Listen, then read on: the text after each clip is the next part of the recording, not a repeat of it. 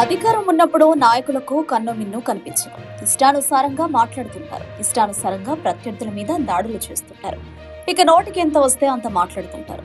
నీతి రీతి అనే విషయాలను పక్కన పెడతారు. సభ్యతను పూర్తిగా మర్చిపోతుంటారు.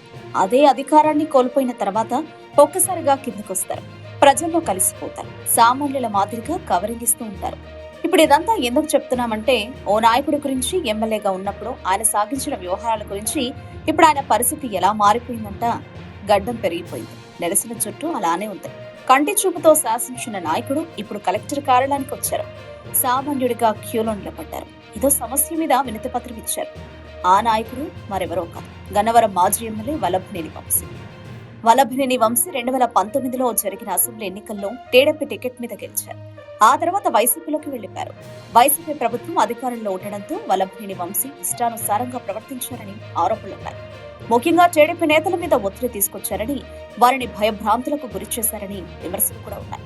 అప్పట్లో టీడీపీ కార్యాలయం మీద జరిగిన దాడిలో వంశీ కూడా ఉన్నారని సమాచారం. పైగా ఆయన కొద్ది రోజుల పాటు జైల్లో కూడా ఉండి వచ్చారు. ఈ నేపథ్యంలో వల్లభనేని వంశీ జైలు నుంచి విడుదలయ్యారు.